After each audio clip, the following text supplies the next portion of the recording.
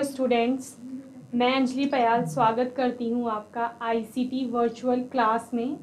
कैसे हैं आप सब लोग? उम्मीद करती हूँ आप सब लोग अच्छे होंगे और अपनी लाइफ में कुछ बहुत बेहतर कर रहे होंगे। आज हम बात कर रहे हैं क्लास 8 के साइंस की, जिसमें हम चैप्टर पढ़ रहे हैं कोल एंड पेट्रोलियम। अभी तक हमने इससे पहले चैप्टर पढ़ा था मेटल्स एंड नॉन मेटल के बारे में, जिसमें हमने क्या पढ़ा था कि मटेरियल को या एलिमेंट्स को हम 3 तरह से क्लासिफाइड करते हैं, जिसमें हमने मेटल्स की प्रॉपर्टीज़ पढ़ी थी, नॉन मेटल्स की पढ़ी थी और मेटलॉइड्स की पढ़ी थी। साथ साथ हमने क्या की थी, कुछ एक्सरसाइज की थी चैप्टर की। अगर उस चैप्टर में आपके कोई भी डाउट्स हैं तो वो आप इस सेशन में या नेक्स्ट सेशन में पूछ सकते हैं। आज हम नया चैप्टर स्टार्ट करने जा रहे हैं, कोल एंड पेट्रोलियम। कोल आप लोग समझते हैं, जिसको हिंदी में क्या कहा जाता है, कोयला। ठीक है। पेट्रोलियम आपका हो गया, जिसको पेट्रोलियम में बहुत सारी चीज़ें आ जाती है, जनरली पेट्रोल जिसे कहा जाता है। ओके, कोल एंड पेट्रोलियम, इसमें हम कितनी चीज़ें पढ़ेंगे। सबसे पहले बात करेंगे हम रिसोर्स की, कि रिसोर्स क्या होते हैं। ठीक है, जनरल इंट्रोडक्शन देख लेते हैं चैप्टर का। रिसोर्स यानी संसाधन की बात करेंगे। संसाधन कितने प्रकार के होंगे, जिसमें हम इन एग्जॉस्टिबल नेचुरल रिसोर्स की बात करेंगे। यानी 2 तरह के रिसोर्स यहाँ पर आ जाएंगे आपके, natural resource and man made. Okay, और नेचुरल रिसोर्स में आप फिर क्या पढ़ेंगे, इन एग्जॉस्टिबल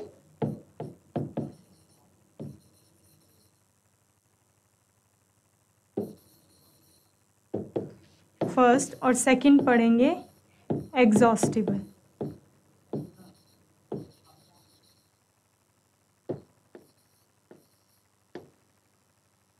आगे हम फॉसिल्स फ्यूल्स के बारे में पढ़ेंगे। फॉसिल्स फ्यूल्स क्या होते हैं, जीवाश्मीय ईंधन। जीवाश्म हम समझते हैं कि जब कोई चीज़ बहुत सालों तक, ठीक है, क्या कहा, जब कोई चीज़ बहुत सालों तक मृदा की सतह के नीचे रहती है तो उसका क्या होता है, वो जीवाश्म पर परिवर्तित हो जाती है। तो इस तरह के ईंधन जो कि फ्यूल्स, इस तरह के फ्यूल जो जीवाश्म के रूप में पाए जाते हैं, उनको क्या कहा जाएगा, फॉसिल फ्यूल के कहा जाएगा। और इनके बारे में हम पढ़ेंगे। फॉसिल फ्यूल में हम कोल के बारे में पढ़ेंगे, जिसकी फॉर्मेशन हम देखेंगे कि कोल कैसे बनता है, उसके प्रोडक्ट्स क्या क्या हैं कोल के, जिसमें कोल गैस आएगी, कोल तार आएगा और कोक आएगी। ये तीनों चीज़ें आएंगी। इनको हम देखेंगे कि इनका उपयोग कहाँ किया जाता है, इनकी प्रकृति क्या होती है। ठीक है, इसके बाद बात आती है फॉसिल फ्यूल में पेट्रोलियम की। ठीक है, कोल के बाद हम किसके बारे में पढ़ेंगे, पेट्रोलियम के बारे में पढ़ेंगे। इसका अकरेंस यानी ये कहाँ मिलता है, फॉर्मेशन यानी कैसे बनता है पेट्रोलियम, एक्सट्रैक्शन। अब हमें ये पता चल गया कि अकरेंस कहाँ पर है, यानी पाया कहाँ जा रहा है, फॉर्मेशन यानी बन कैसे रहा है। अब जिस पार्ट में वो मिल रहा है, हमें सिर्फ सूचना मिली है, इन्फॉर्मेशन मिली है कि वहाँ पर पेट्रोलियम है, लेकिन उसको एक्सट्रैक्ट कैसे करेंगे, नेचर से हम उसका यूजफुल तरीके से कैसे एक्सट्रैक्ट करेंगे या प्राप्त करेंगे उसे। देन रिफाइनिंग होगी, उसको रिफाइन किया जाएगा या प्योर बनाया जाएगा, या उसके अलग अलग तरह के फ्यूल्स बनाए जाएंगे जिनको यूज़ करते हैं हम बाद में। ठीक है, और फिर उसके यूजेस देखे जाएंगे कि वो कहाँ कहाँ उपयोग में आ रहा है, कौन, पेट्रोलियम। इतनी चीज़ें हम पेट्रोलियम के बारे में पढ़ेंगे। हम इस चैप्टर के बारे में देख रहे हैं कि क्या क्या चीज़ें हम कवर करने वाले हैं। नेक्स्ट आपका आता है नेचुरल गैस। ये सब किस में आ रहा है, फॉसिल फ्यूल में आ रहा है। ठीक है, एडवांटेज हम देखेंगे एंड यूजेस देखेंगे। नेचुरल गैस के एडवांटेज क्या क्या है, ये किसी और चीज़ से कैसे अलग है, भिन्न है, और ये कहाँ कहाँ उपयोग में आएगी, ये सब नेचुरल गैस के बारे में पढ़ेंगे। देन उसके बाद पेट्रोकेमिकल्स, पेट्रोलियम से हम नेचुरल गैस पे आए, देन हम पेट्रोकेमिकल्स के बारे में, जहाँ हम एनर्जी रिसोर्सेज आर लिमिटेड, ये पढ़ेंगे कि एनर्जी रिसोर्सेज जो होते हैं वो लिमिटेड होते हैं, क्यों लिमिटेड होते हैं, कैसे लिमिटेड होते हैं, वो पढ़ेंगे। How to save petrol and diesel, petrol और डीजल को किस तरह से सेव किया जा सकता है, उसे क्यों सेव करना चाहिए, ये सब हम इस चैप्टर में पढ़ेंगे। ठीक है, तो कितनी चीज़ें देख ली हमने, रिसोर्स से लेकर जहाँ हम उसके प्रकार पढ़ेंगे, फॉसिल्स फ्यूल पढ़ेंगे जिसमें हम कोल के बारे में पढ़ेंगे, कोल के डिफरेंट डिफरेंट प्रोडक्ट पढ़ेंगे, पेट्रोलियम पढ़ेंगे, पेट्रोलियम का अकरेंस से लेकर यूज़ तक, नेचुरल गैस के बारे में पढ़ेंगे और साथ ही चैप्टर का एंड करेंगे how to save petrol and diesel, उसको कैसे सेव किया जाएगा और साथ साथ ये भी समझेंगे कि क्यों सेव करना चाहिए। ओके, फर्स्ट हमने क्या कहा, हम चैप्टर को स्टार्ट करेंगे रिसोर्सेज से, यानी संसाधन।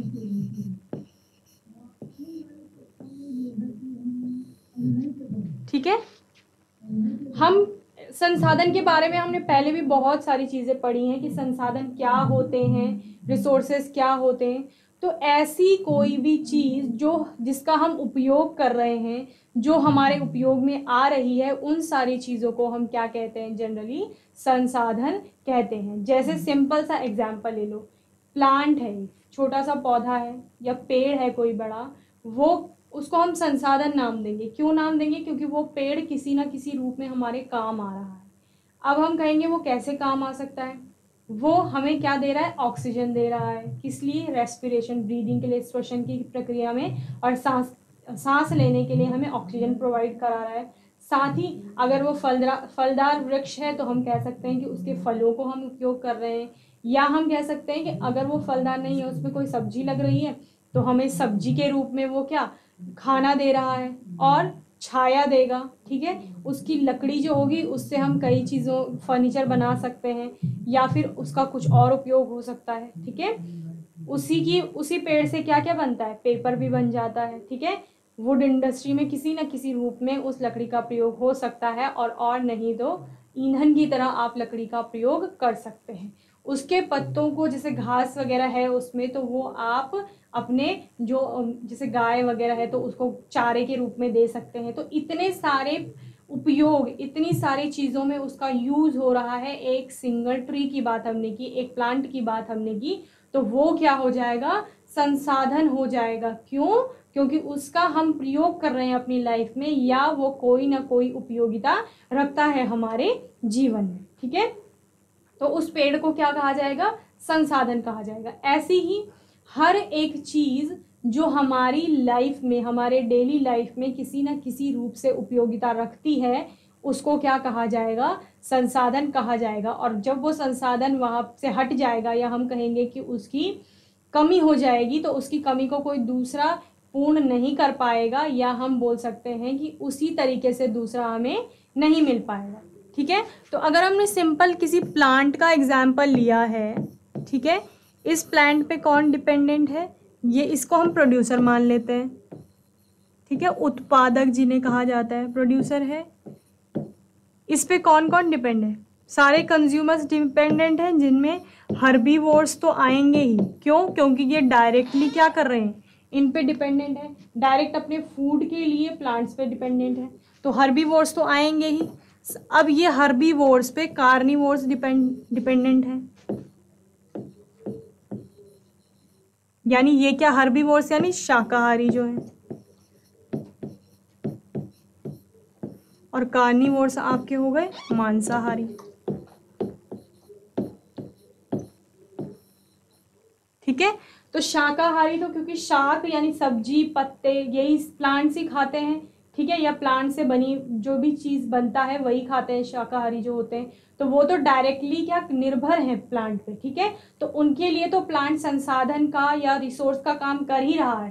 साथ ही साथ क्योंकि ये कार्निवोर्स इन हर्बीवोर्स पर निर्भर है, और ये हर्बीवोर्स डायरेक्टली निर्भर हैं किन पर, प्लांट्स पे, तो इनडायरेक्टली ये कार्निवोर्स भी प्लांट पर क्या है, डिपेंडेंट है फूड के लिए। ओके, तो इन कार्निवोर्स के लिए भी ये प्लांट क्या हो जाएंगे, रिसोर्स की तरह काम करेंगे, या संसाधन की तरह काम करेंगे। ओके, इतनी चीजें हमें यहाँ संसाधन के बारे में पता चल गई कि संसाधन क्या होते हैं। In our everyday life we use a large number of materials for our basic need, यानी कि हमारी जो डेली की लाइफ है, प्रत्येक दिन ये हम कहें या हमारी रोज़ाना की ज़िंदगी में हम इतने सारे चीज़ों का उपयोग करते हैं, इतनी वस्तुओं का उपयोग करते हैं किसी भी ज़रूरत को पूरा करने के लिए। Some of these materials are found in nature whereas others are man made. कुछ क्या होती हैं नेचर में अवेलेबल रहती हैं प्रकृति में, और कुछ को क्या करते हैं हम लोग बनाते हैं। जैसे हमने क्या कहा कि प्लांट वो तो नेचर से हमें मिल रहा है और प्लांट हमें ऑक्सीजन दे रहे, तो वो नेचुरल हो गया, ठीक है।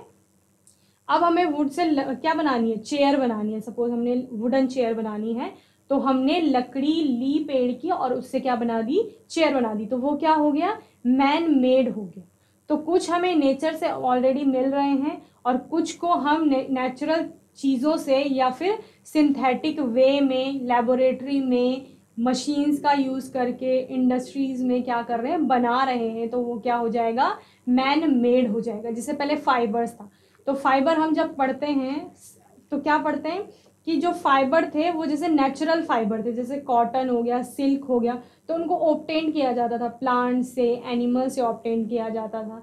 उसके बाद क्या हुआ, जब ये एक्सट्रैक्शन हम कहेंगे थोड़ा कॉस्टली पड़ने लग गया, या हम कहेंगे कि हमें लगा कि नेचुरल जो फाइबर है उसको प्राप्त करने में एक तो कठिनाई हो रही है, दूसरा क्या हो रहा है, हम एनवायरनमेंट को भी, नेचर को भी किसी न किसी तरह से हार्म कर सकते हैं। दूसरा फिर हमने क्या किया कि वो अगर कॉस्टली पड़ रहा है तो थोड़ा चीप हम कोई फाइबर बना सकते हैं, तो हमने सिंथेटिक फाइबर बना दिए, जो क्या थे, दिखने में भी अच्छे थे, हल्के थे और चीप, सस्ते भी पड़ रहे थे, ठीक है।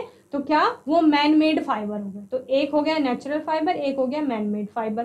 तो इसी तरह रिसोर्सेज हम क्या कहेंगे, एक तो नेचुरल रिसोर्सेज हो गए जो प्रकृति में हमें स्वतः ही दिए हुए हैं। दूसरा क्या हो गए, ऐसे संसाधन हो गए जिनको हमने अपनी ज़रूरत के हिसाब से बनाया है, उनको क्या कहा जाएगा, मैन मेड रिसोर्स कहा जाएगा। Air, water, soil, sunlight, coal, petroleum, natural gas, minerals are obtained from nature, so they are called natural resources. On the other hand, plastic, synthetic fiber, paints, drugs, explosives, etc. all all man-made fibers. यानी जितना भी आपका क्या हो गया, forest हो गया, wild life हो गई, एयर हो गया, वाटर हो गया, सॉइल हो गई, सनलाइट हो गई, कोल, पेट्रोलियम, नेचुरल गैसेस हो गए, मिनरल्स हो गए, ये सारे क्या है, नेचुरल रिसोर्सेज हैं, प्राकृतिक संसाधन है, क्योंकि ये हमें प्रकृति से स्वतः ही प्राप्त हो रहे हैं, ठीक है। ये प्रकृति में पहले से है, प्राकृतिक संसाधन इन्हें कहा जाएगा, ठीक है। तो इतने सारे उदाहरण हो गए प्राकृतिक संसाधन के, air, water, soil, sunlight, coal, petroleum, natural gas, minerals, ये सारे किसके एग्जाम्पल्स हैं, नेचुरल रिसोर्सेज के। देन उसके बाद जिनको हम बनाते हैं, जिनमें हमने क्या कहा, प्लास्टिक, जिनको बनाया गया है मनुष्य के द्वारा, सिंथेटिक फाइबर जिसकी मैं अभी बात कर रही थी, ठीक है, पेंट्स, कलर पेंट होते हैं जो, ड्रग्स, जितनी भी औषधियाँ हैं, दवाई वगैरह हो गई, एक्सप्लोजिव जितने भी बनते हैं, वो सारे क्या हैं, मैन मेड मटीरियल्स हैं, या हम क्या बोल सकते हैं, मैन मेड रिसोर्सेज हैं। तो होपफुली आपको रिसोर्स अच्छे से समझ में आ गया होगा, और रिसोर्स को दो तरह से हमने बताया, एक नेचुरल रिसोर्सेज होते हैं, एक मैन मेड रिसोर्सेज होते हैं, तो वो आपको अच्छे से समझ में आ गया होगा। इसको एक बार नोट कर लीजिए।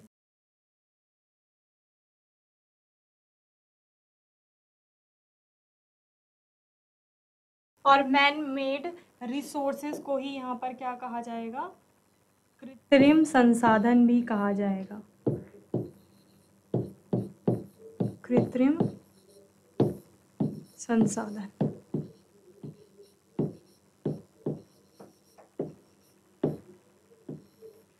चलिए आगे देखते हैं।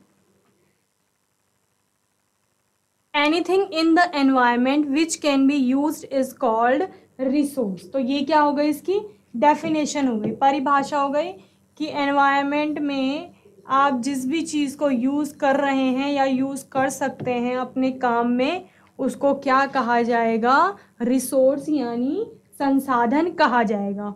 All the natural resources can be classified into two main groups. जितने भी नेचुरल रिसोर्सेज यानी प्राकृतिक संसाधन है, नेचुरल रिसोर्सेज यानी प्राकृतिक संसाधन, ठीक है, हमने दो तरह से अभी पढ़े संसाधन, प्राकृतिक और कृत्रिम। ठीक है, तो प्राकृतिक संसाधन जो हैं उनको दो तरह से क्या बताया गया है, क्लासिफाई किया जा सकता है। दो कैटेगरी में आप बांट सकते हैं। एक होते हैं इनएग्जॉस्टिबल नेचुरल रिसोर्सेज और दूसरे होते हैं एग्जॉस्टिबल नेचुरल रिसोर्सेज। ओके, तो आपकी डेफिनेशन क्या हो गई, एनीथिंग इन द एनवायरमेंट, कोई भी चीज जो एनवायरमेंट में है, विच कैन बी यूज्ड, जो यूज की जा सकती है, उपयोग की जा सकती है, यानी आप उसको अपनी ज़रूरत में इस्तेमाल कर सकते हैं, उपयोग कर सकते हैं, उन सबको क्या कहा जाएगा, उन सबको क्या कहा जाएगा, रिसोर्स कहा जाएगा। और जो नेचर से हमें स्वतः ही प्राप्त हो रही हैं, जो नेचर में चीज़ें हैं जिनका हम उपयोग कर रहे हैं, उनको नेचुरल रिसोर्स यानी प्राकृतिक संसाधन कहा जाएगा। प्राकृतिक संसाधनों को दो तरह से क्लासिफाई कर रहे हैं, एक है इनएग्जॉस्टिबल और दूसरा है एग्जॉस्टिबल नेचुरल रिसोर्सेज। ओके, इसको नोट कर लीजिए।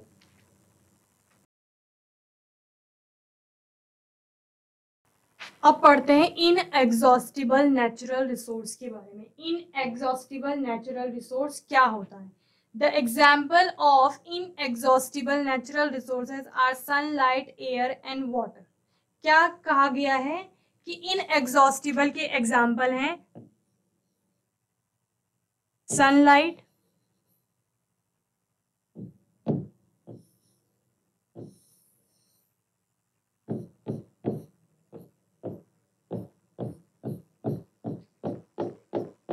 ठीक है, एयर एंड वाटर।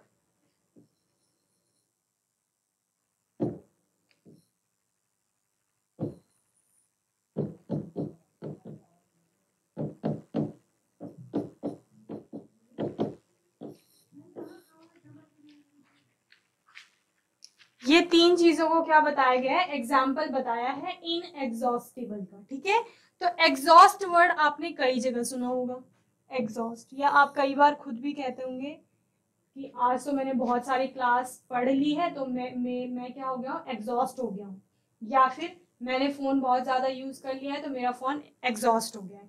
तो वो एग्जॉस्ट का मतलब होता है थक जाना, ठीक है, या खत्म हो जाना।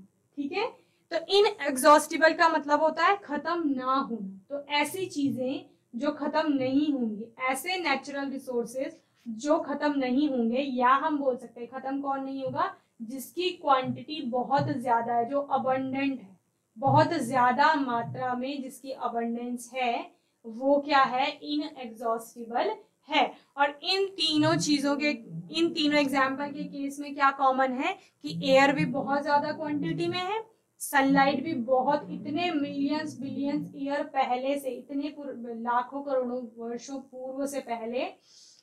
पूर्व से जो सनलाइट है वो आ रही है, सूरज क्या कर रहा है, हमको प्रकाश दे रहा है तब से, और कई मिलियंस ईयर बाद भी वो क्या करेगा, प्रकाश देता रहेगा। और जहां वाटर की बात आती है, वाटर क्या हो जाता है, रिन्यू हो जाता है। और ये सारी चीजें भी हम क्या कहाँ पढ़ते हैं, रिन्यूएबल में पढ़ते हैं, रिन्यू हो जाते हैं, जल्दी से रिन्यू हो जाते हैं, यानी नवीनीकरण जो हम पढ़ते हैं इनका बहुत कम समय में ही हो जाता है। जैसे सिंपल वाटर का एग्जांपल ले लो, अगर आपने कोई अपने आसपास नदी या तालाब देखा होगा जो बहुत इस साल सूख गया, सपोज बारिश नहीं हुई और सूख गया, लेकिन नेक्स्ट ईयर क्या देखते हैं कि बहुत ज्यादा बारिश हुई और नदी में दोबारा पानी आ गया। तो इसका मतलब क्या है कि पहले तो हमने कहा कि वो जो संसाधन था वो खत्म हो गया, नदी का पानी खत्म हो गया। नदी का पानी का उपयोग हम पीने में भी कर रहे थे, डेली यूज में, कपड़े धोने, सफाई वगैरह, बहुत सारी चीजों में उसका प्रयोग किया जा रहा था। ठीक है, इरिगेशन वगैरह में, सिंचाई वगैरह में भी उसका प्रयोग किया जा रहा था। तो वो संसाधन थी हमारे लिए नदी। ठीक है, नदी का पानी क्या था, संसाधन था। नदी का पानी सूख गया क्योंकि बारिश नहीं हुई तो नदी खत्म हो गई। ठीक है, वहां पर हमने क्या कहा कि संसाधन समाप्त हो गया, लेकिन नेक्स्ट ईयर जब बारिश हुई तो नदी में दोबारा बहुत पानी आ गया, और वो हम क्या कह सकते हैं कि नवीनीकरण हो गया उस संसाधन का। तो वो नवीनीकरण कितने में, एक ही साल में हो गया। एक ह्यूमन एज, एक बच्चा जो तभी 5 साल का था, सपोज वो 6 साल का हुआ तो नदी में दोबारा पानी आ गया। ठीक है, तो उसने अपने जीवन काल में देखा उसमें दोबारा पानी, और उस संसाधन का दोबारा पुनः उपयोग किया। तो इसलिए इसको किस में रखा जाएगा, इनएग्जॉस्टिबल में रखा जाएगा। वाटर को किस लिए रखा जाता है कि चलो नदी में पानी खत्म हो गया, लेकिन वो पानी कहाँ गया, वाष्पीकृत हुआ ना, बादलों में चला गया, बादलों में है, वहां से अगर वो ग्लेशियर पे गिरा है तो वहां पे बर्फ के रूप में जमा हुआ है, टेम्परेचर बढ़ रहा है तो ग्लेशियर पिघल रहे हैं, फिर से वो पानी में बदल रहा है, द्रवावस्था में आ रहा है। ठीक है, तो किसी ना किसी साइकिल में, किसी ना किसी फॉर्म में वाटर प्रेजेंट है अर्थ पे।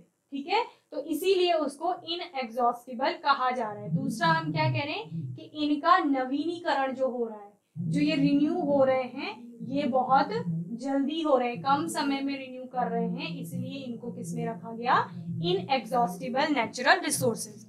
There is a never ending supply of inexhaustible natural resources in nature. Never ending supply का मतलब क्या है, इनकी सप्लाई कंटिन्यूअसली चलती आ रही है या चलती जाएगी, कभी भी क्या नहीं होगी, खत्म नहीं होगी। जैसे आप क्या कह रहे हैं कि आप सूर्य के प्रकाश का उपयोग कर रहे हैं, सनलाइट का यूज कर रहे हैं आप, तो आप ये नहीं कहेंगे कि अभी आज सनलाइट हमें बहुत ज्यादा मिल गई तो कल सन हमें लाइट नहीं मिलेगा, ऐसा नहीं।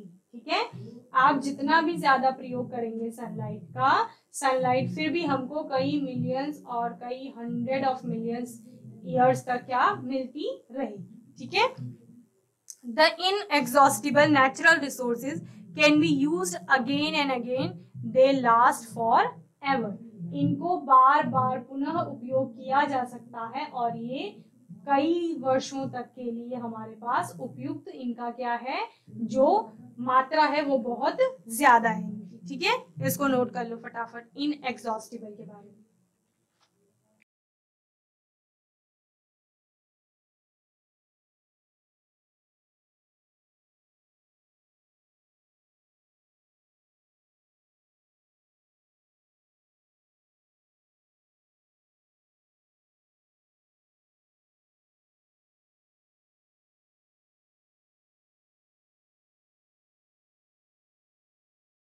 The term inexhaustible means something which cannot be used up completely.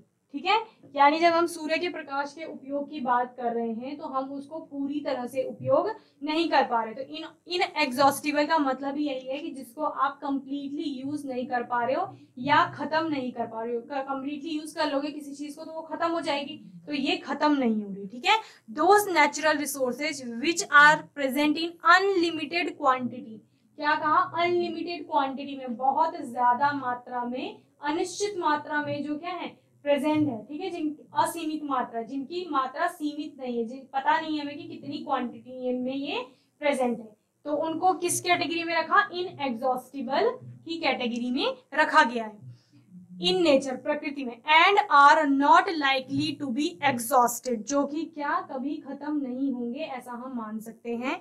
By human activities, हमारे जो डेली क्रियाकलाप हैं, जो भी हम काम कर रहे हैं, उन कामों में हम इनको ना तो कंप्लीटली यूज कर सकते हैं, ना ही हम इतना उपयोग कर पाएंगे कि वो खत्म हो जाए। ठीक है, तो इन्हीं को क्या कहा गया, इनएग्जॉस्टिबल नेचुरल रिसोर्सेज कहा गया है। ठीक है, फटाफट इसकी डेफिनेशन नोट कर लो, इनएग्जॉस्टिबल नेचुरल रिसोर्सेज।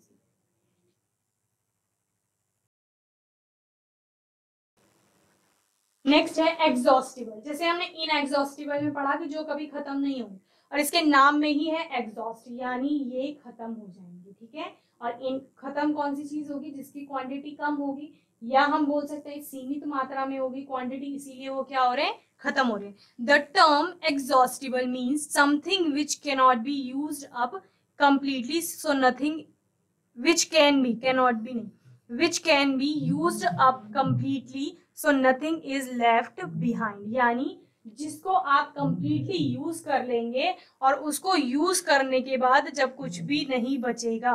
ठीक है, यानी उसकी जो क्वांटिटी है, मात्रा है, वो खत्म हो जाएगी, तो हम उसको क्या कहेंगे, एग्जॉस्टिबल कहेंगे। और ऐसे नेचुरल रिसोर्सेज जिनकी क्वांटिटी जो है, मात्रा जो है वो सीमित है, और सीमित मात्रा का हम पूरा प्रयोग कर लेंगे। ठीक है, पूरा प्रयोग करने के बाद कुछ भी नहीं बचेगा, तो इसको क्या कहा जाएगा, एग्जॉस्टिबल नेचुरल रिसोर्सेज कहा जाएगा। Those resources which are present in a limited quantity in nature can be exhausted by human activities are called exhaustible natural resources। जिनको ह्यूमन एक्टिविटीज के द्वारा या हम अपनी डेली क्रियाकलाप में संसाधनों का प्रयोग कर करके समाप्त हो सकते हैं जो एक दिन, उनको क्या कहा जाएगा? एग्जॉस्टिबल नेचुरल रिसोर्स कहा जाएगा। जिनके एग्जाम्पल क्या है? Coal, petroleum, minerals, forest and wildlife. इसी वजह से, क्योंकि ये एक दिन खत्म हो जाएंगे, इसी वजह से क्या किया गया है? जैसे forest conservation, wild life conservation जैसे अलग अलग क्या चलाए जा रहे हैं, प्रोग्राम चलाए जा रहे हैं, जिनमें इन सबको बचाने की कोशिश की जा रही है। कोल, पेट्रोलियम को बचाने की कोशिश की जा रही है। अब आप कोल, पेट्रोलियम को आप कहते हो कि नवीनीकरण में तो ये भी आते हैं कि बहुत सालों बाद हमें दोबारा कोल और पेट्रोलियम मिल सकता है। लेकिन अगर हम बात करें कि एक छोटा बच्चा जो 1 साल का है और उस टाइम पर क्या हो गया, कोल या पेट्रोल खत्म हो गया, और हम कह रहे हैं कि 10 साल बाद, 15 या 18-20 साल बाद जब वो लीगली गाड़ी चला सकता है, जब उसके पास लाइसेंस होगा, ठीक है, और अब वो गाड़ी चलाना शुरू कर रहा है, तो इन 18-20 सालों में पेट्रोलियम दोबारा मिल जाएगा। तो ऐसा नहीं है, क्योंकि कोल और पेट्रोलियम को बनने के लिए कई मिलियन ईयर्स लगते हैं, कई साल लगते हैं, और उसके बाद वो प्राप्त होता है। यानी कई ह्यूमन एज निकल जाएंगी और तब तक हमें वो संसाधन प्राप्त नहीं होगा। ठीक है, तो वो बनाया तो जा सकता है, लेकिन इतनी जल्दी नहीं। जैसे हमने वाटर का केस देखा था कि 1 साल बारिश नहीं हुई, लेकिन नेक्स्ट ईयर बारिश हुई तो पानी वापिस आ गया। ठीक है, लेकिन इनके केस में ऐसा नहीं होता है। दूसरा, इनको अभी हम, जैसे हमने चैप्टर के इंट्रोडक्शन में पढ़ा कि हमको सेव करना है इन सब चीजों को, तो वो सब भी पढ़ेंगे। क्यों सेव करना है? क्योंकि लिमिटेड है, इनकी मात्रा क्या है? सीमित है, और सीमित मात्रा होने की वजह से जितना ज्यादा हम उपयोग करेंगे उतनी जल्दी ये क्या हो जाएंगे? समाप्त हो जाएंगे। और ये देखने को मिलेगा कि जो आगे आने वाली जनरेशन से आगे जितनी पीढ़ियां आएंगी, उनको इनमें से शायद ही कोई संसाधन देखने को मिले। ठीक है, मिनरल्स का भी ऐसा ही है। जितना ज्यादा आप मिनरल्स का यूज करोगे, वो उतनी जल्दी क्या हो जाएंगे? समाप्त हो जाएंगे। ओके, तो इतना हमने किसके बारे में पढ़ा? एग्जॉस्टिबल के बारे में पढ़ा, इनएग्जॉस्टिबल के बारे में पढ़ा। ठीक है, क्या क्या पढ़ा? रिसोर्स के बारे में पढ़ा, रिसोर्सेज क्या होते हैं, रिसोर्सेज क्या होते हैं, जिन चीजों को हम अपनी डेली लाइफ में यूज में ला सकते हैं, वो सारी चीजें क्या है? रिसोर्सेज हैं, संसाधन है। हमने क्या कहा? संसाधन को 2 तरह से हम बांट सकते हैं, एक प्राकृतिक संसाधन होंगे, एक कृत्रिम। जो प्रकृति से हमें डायरेक्ट मिल रहे हैं उनको प्राकृतिक संसाधन कहा जाएगा, और जिनको मनुष्य के द्वारा बनाया जा रहा है उनको क्या कहा जाएगा? कृत्रिम संसाधन कहा जाएगा। ठीक है, इसके बाद हमने क्या देखा कि जो प्राकृतिक संसाधन है उनको 2 तरह से हम क्लासिफाई कर सकते हैं, इनएग्जॉस्टिबल और एग्जॉस्टिबल में। ओके, इनएग्जॉस्टिबल में हमने क्या पढ़ा? ऐसे जिनकी क्वांटिटी क्या है? अनलिमिटेड क्वांटिटी में जो प्रेजेंट है, और हम कह सकते हैं कि असीमित मात्रा है जिनकी, और जिनको हम यूज करके खत्म नहीं कर सकते हैं, वो सारे किसमें आएंगे? इनएग्जॉस्टिबल में आएंगे, जिसमें हमने वाटर, एयर और सनलाइट का एग्जाम्पल लिया है। ठीक है, दूसरा हमारा आता है एग्जॉस्टिबल, और एग्जॉस्टिबल को हमने क्या कहा? कि इनकी मात्रा सीमित है, और सीमित मात्रा होने के कारण अगर इनका हम बहुत ज्यादा उपयोग करते हैं, दोहन करते हैं, तो एक समय ऐसा आएगा कि ये समाप्त हो जाएंगे, और नेक्स्ट जो जनरेशन है उनको ये सब देखने को नहीं मिलेगा। ओके, तो इतना आज हमने किसमें पढ़ा? कोल और पेट्रोलियम चैप्टर में पढ़ा। होपफुली आपको अच्छे से समझ आ गया होगा। आईसीटी वर्चुअल क्लास से जुड़ने के लिए धन्यवाद।